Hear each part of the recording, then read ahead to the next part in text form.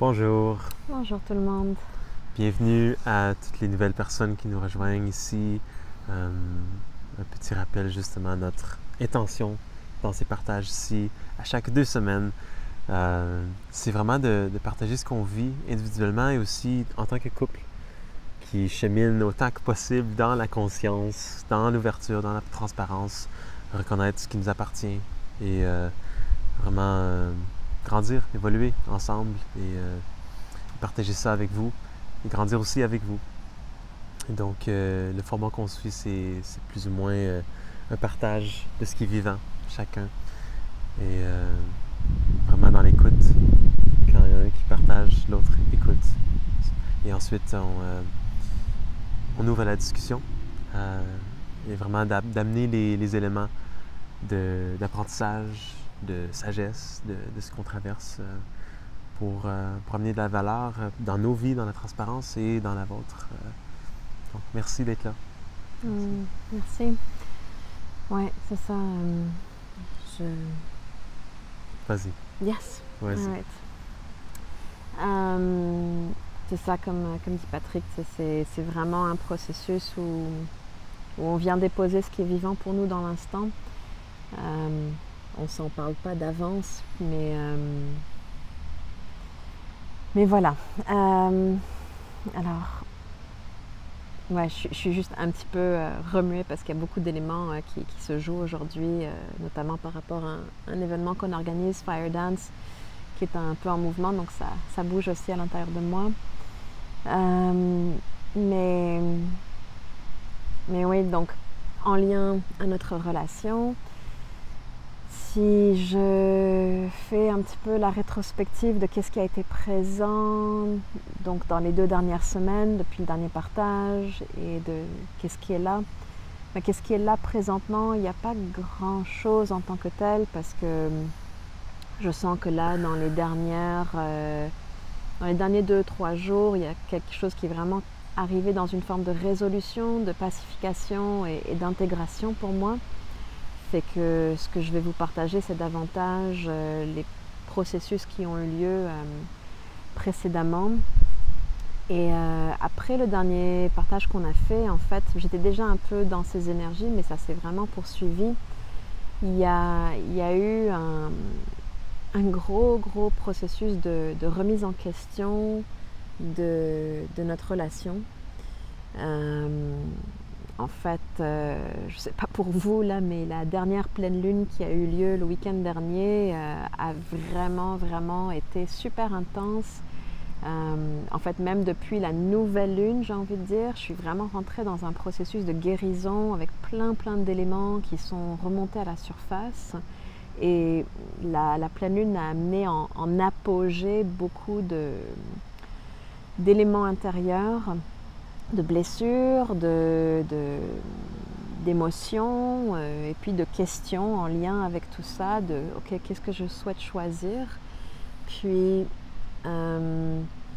et puis c'est ça, et la remise en question de notre relation est vraiment venue du fait que ce que j'observais, c'était que clairement Patrick allait être amené à s'absenter de plus en plus souvent de par la nature de son travail, de ce qu'il appelle dans la vie et puis de son chemin de réalisation, et que voilà, de s'absenter pour aller offrir sa musique un peu partout au Québec et dans le monde. Et en fait, ce que ça venait déclencher chez moi, c'était, comme j'en parlais les dernières fois, cette blessure d'abandon.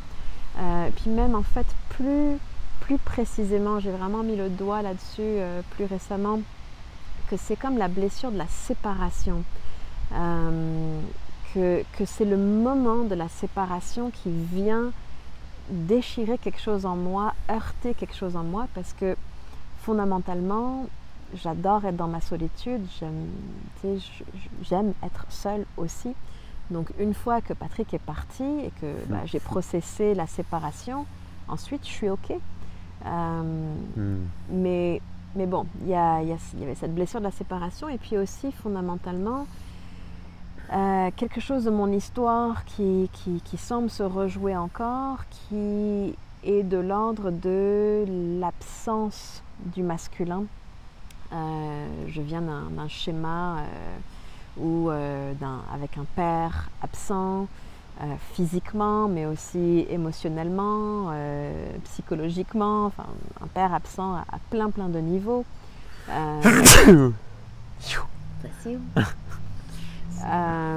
Aussi des frères qui ont été absents, et puis dans mes relations amoureuses, mes partenaires ont toujours fini par s'absenter pour une raison ou pour une autre, soit pour aller étudier ailleurs, pour aller travailler ailleurs, pour aller vivre ailleurs. Enfin, fait que cette thématique du masculin qui s'absente a été présente tout au long de ma vie. Puis il y avait quelque chose en moi qui avait vraiment besoin déjà de reconnaître, ok, qu'est-ce qui m'appartient à moi de rencontrer, de cheminer, d'accompagner, mais aussi de choisir. Et puis finalement, mon processus m'a amené à vraiment comme reconnaître, ok, je me choisis là-dedans, et je choisis que si c'est pour me retrouver dans une relation avec un partenaire qui va de nouveau être absent, je peux choisir de mettre fin à ça si ça ne me convient pas. Donc de voir en fait jusqu'où j'accepte moi de cheminer dans notre relation, sachant que Patrick ne sera pas toujours physiquement présent et que on va mettre en place des accords. Ça, je te laisserai en parler si tu veux, mais où finalement on va établir comment on va naviguer cet aspect-là, et pour moi d'être en mesure de choisir si oui ou non ça me convient, les paramètres de la relation, et de ne pas tenir à tout prix à rester dans cette relation si je me retrouve à vivre l'insatisfaction d'être à nouveau avec un partenaire absent. Que je ne suis pas une victime de ça, que c'est pas quelque chose que j'ai à subir, mais simplement à vraiment choisir. Et à partir du moment où j'ai pu revenir dans une forme de souveraineté, que je peux choisir, je suis pas dépendante de Patrick, je suis pas dépendante à ce point-là de notre relation. Puis je dis ça, c'est évidemment c'est le processus un peu processé et intégré dans lequel je partage ça. Si j'avais fait ce partage il y a une semaine, j'aurais été dans une autre tonalité, mais ce que ça m'a fait rencontrer, c'est toutes ces notions de justement d'indépendance, d'autonomie, de souveraineté, de choix,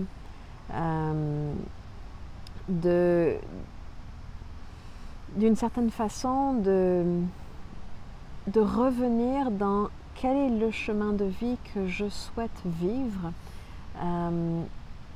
plutôt que de juste sombrer dans un espace de drame, oh pauvre moi, je suis encore dans une situation où je vais me retrouver seule et abandonnée, et puis blablabla.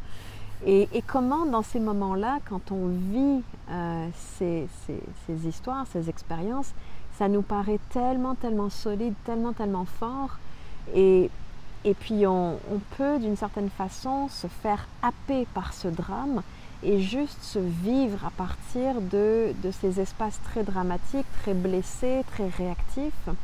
Mais tout le processus de la semaine dernière, ça a été comme, ok, de reconnaître ce qui est réactivé en moi, ces blessures-là, mais surtout, qu'est-ce que je peux faire, encore une fois, comment est-ce que je peux choisir, moi, de m'extraire de ça, et de revenir dans ma responsabilité, dans ma souveraineté, dans mon propre choix, dans mon alignement. Et puis finalement, de m'asseoir avec Patrick en début de semaine pour dire, regarde, moi c'est ça qui fait sens. Je ne veux pas être avec un partenaire qui va être plus souvent parti ou trop souvent parti à mon goût. et que voilà, que c'est pas ça que je souhaite vivre et cultiver dans ma vie. Donc c'est ça un peu la limite que je pose. C'est le choix que je fais. Et puis en même temps, c'est pas, je te demande pas de rester, je te demande pas de t'empêcher. Je suis pas là dans une forme même d'exiger, parce que justement, au contraire, j'ai à cœur de soutenir l'élan de réalisation de Patrick et puis ce qui va le mettre en joie. Mais c'est plutôt aussi, c'est ça, c'est de à la fois soutenir ton élan et à la fois respecter mon choix à moi et juste ce principe de j'en ai assez de ce schéma où je suis avec un masculin absent. Je dis non, je dis stop à ça. Et donc je dépose ça dans notre relation et puis après, à nous de voir si et comment on va choisir de naviguer ça pour éventuellement prendre soin de cet élément et puis voilà, et de continuer à voir qu'est-ce qui fait sens, qu'est-ce qui résonne, qu'est-ce qui est juste et aligné pour chacun de nous à chaque étape de ce chemin et sans aller dans du drame, sans rester dans du drame, parce qu'il y avait un moment donné où je voyais clairement les parties en moi qui étaient prêtes à mettre fin dès maintenant à la relation, encore dans un processus de projection de l'avenir, comme tu vas être parti, je ne veux pas vivre ça, je mets fin maintenant. Mais bon, en me ramenant dans l'instant présent, ce qui n'est pas toujours facile quand on est réactivé dans ses blessures, mais finalement quand on arrive à revenir dans cet état de présence dans le moment présent, c'est de se dire ok, on verra où est-ce qu'on sera rendu là et à ce moment-là on choisira si oui ou non ça fait du sens de continuer ensemble.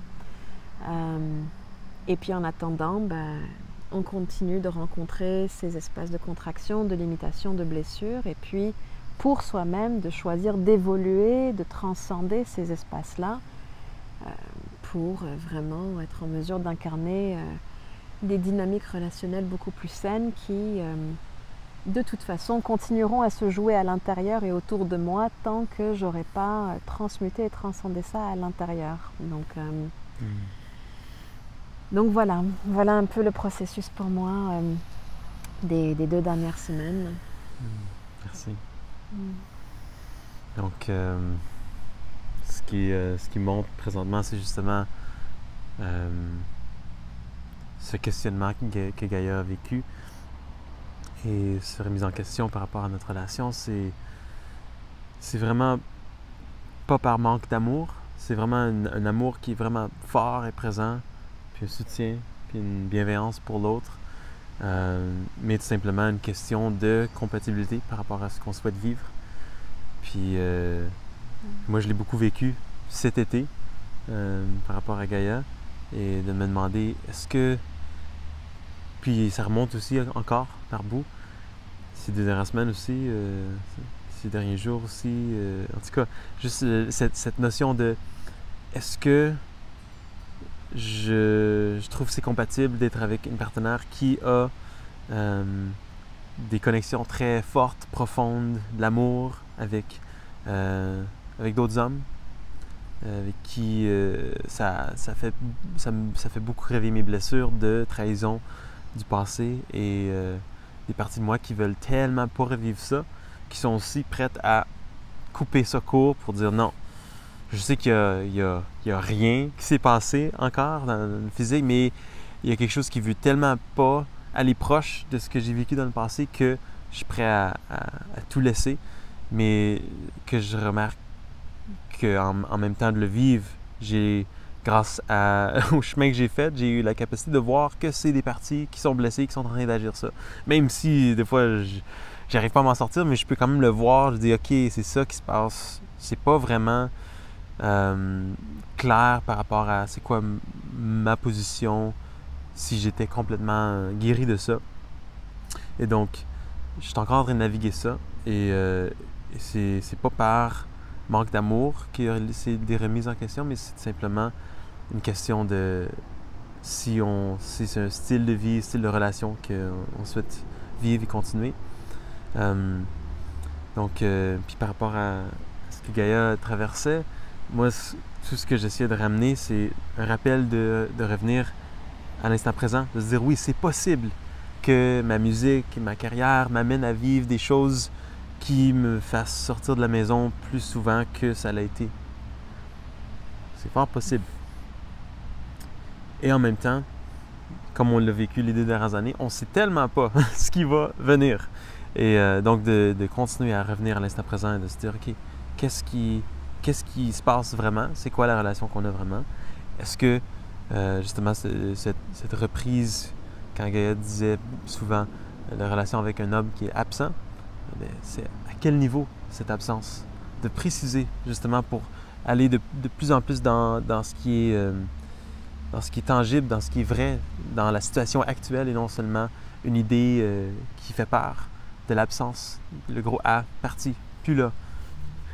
Versus absent, voulant dire, oui, une fois par semaine, je vais peut-être faire un concert à 30 minutes ici ou dans un autre pays, une couple de fois par mois, mais que, mettons, tel pourcentage du temps, je serai là avec les enfants, avec la couple. Fait que amener un degré de précision, de dire c'est quoi qu'on est confortable à vivre, c'est quoi qui est compatible. Et justement, il y a tellement d'amour qui est présent qu'on veut soutenir l'autre. On ne veut pas contrôler. Même s'il y a des parties, parfois, qui souhaiteraient dire non, je ne veux plus que tu aies d'amis hommes du tout. C'est fini. Zéro ami homme. Tu n'as plus le droit. Il y a des parties, c'est clair là, qui voudraient ça. Et de se dire, non, ça arrête, ça n'a pas de bon sens, je ne veux pas demander ça. C'est comme tellement d'amis de ça, je dis, ah, OK, un bon petit plaster, là, on va regarder ça comme ça, j'ai pas besoin de voir cette blessure-là, tu fais juste agir comme je le souhaite, puis c'est parfait. Non.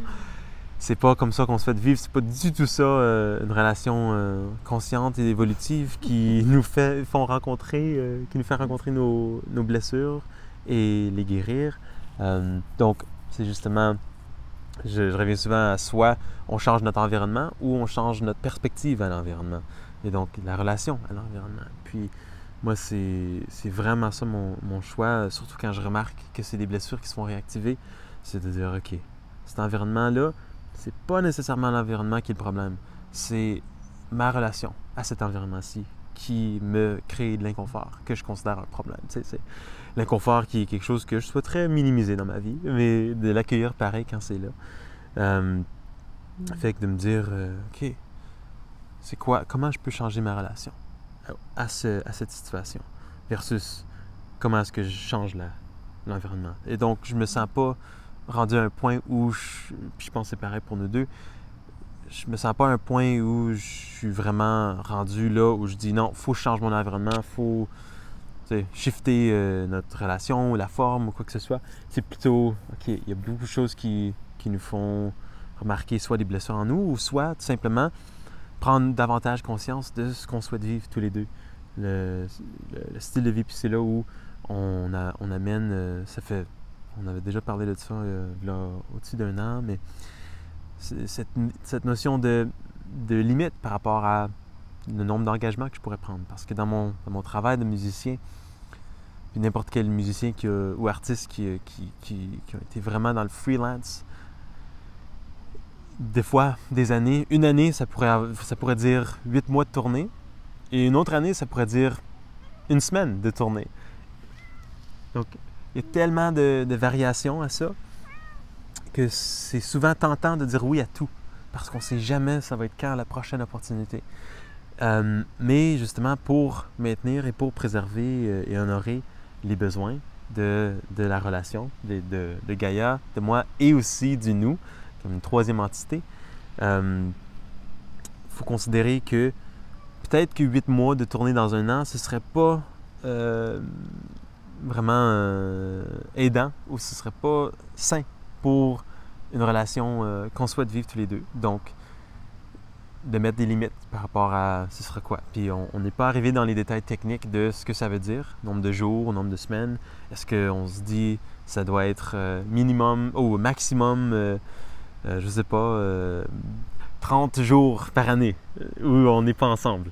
Mais là, ça veut dire, tu sais, c'est des discussions à avoir dans le plus de tangible, mais de juste commencer à ouvrir la discussion, de se dire, c'est pas juste le fait que Gaïa soit avec quelqu'un qui est amené à faire autre chose. Parce que je crois que dans n'importe quelle situation, dans n'importe quel environnement, ce serait quelque chose qui serait revécu, revisité, soit de façon minime ou de façon plus extrême. Dans mon cas, dans un cas d'un musicien qui fait beaucoup de tournées, c'est peut-être plus extrême. Dans un cas où quelqu'un aime beaucoup passer du temps avec des amis, des frères, ils s'en vont à la pêche ou quelque chose à chaque 2 week-ends. Ça pourrait aussi rencontrer des choses comme ça. Puis ça, c'est vraiment... donc, c'est justement pas l'environnement, mais la relation à l'environnement qui doit être rencontrée et ensuite naviguer. Donc, c'est beaucoup de ces points-là là où on est amené dans notre couple, dans notre relation, de se dire vraiment à quel point il y a de l'amour, tellement d'appréciation pour l'un l'autre. Et à partir de là, voir jusqu'à quel bout c'est compatible, et sachant qu'on ne sait pas ce que l'avenir va amener. Il y a certaines propositions de tournées, de concerts de mon côté, et de moi aussi de voir qu'est-ce que je dis oui, qu'est-ce que je dis non. Est-ce que, justement, s'il y a une limite, vu qu'il va y avoir une limite, où est-ce que je choisis de mettre mes énergies aussi? Puis ça, j'apprécie beaucoup parce que dans mon passé, j'ai pu beaucoup vivre des espaces où je disais oui à tout et finalement, je me perdais là-dedans et je me retrouvais assoiffé de relations profondes, connexions profondes, même si j'avais plein de connexions avec plein de différents projets et de personnes. Donc, c'est un processus que j'apprécie beaucoup, d'arriver à un espace où je suis plus sélectif et je priorise davantage les espaces où je dédie mes énergies. Et c'est clair pour moi, notre couple et notre relation et par reliance, la famille, c'est quelque chose qui est très important pour moi. Donc c'est ça. Voilà un peu ce que j'ai navigué et où je me place maintenant. Merci, chérie. Ouais. Alors voilà. Alors voilà. Voilà où c'est rendu pour nous. Où est-ce qu'on est rendu, ce qui est présent. Et puis, comme vous voyez, c'est vraiment beaucoup dans la question de, notre relation qui, en fait, déjà depuis cet été, passe à travers vraiment beaucoup de processus de transformation, de clarification, puis... Et puis là, encore une remise en question. Puis c'est vraiment comment est-ce que... Je crois que ce qu'on est vraiment en train de faire, c'est de voir comment est-ce qu'on peut continuer à faire grandir le nous, mais tout en étant vraiment à l'écoute de ce qui est juste et aligné pour chacun. Individuellement et vraiment de trouver cet équilibre pour que toutes les parties, le toi, le moi et le nous puissent être nourris sans en laisser un de côté, tu sais, qui finirait par créer un déséquilibre et puis de l'insatisfaction.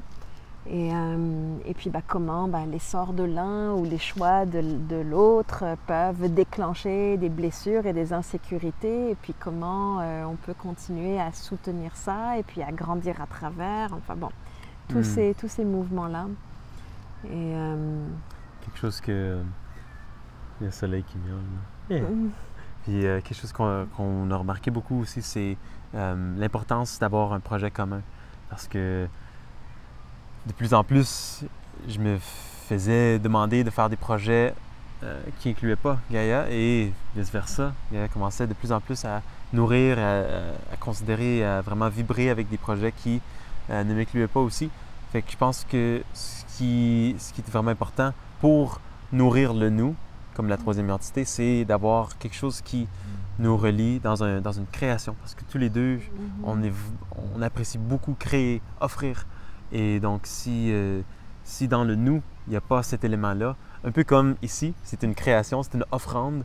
Donc, s'il n'y a pas cet élément-là, donc le nous il est assoiffé et commence à mourir. Et donc, c'est de voir comment on peut nourrir cet aspect de co-création.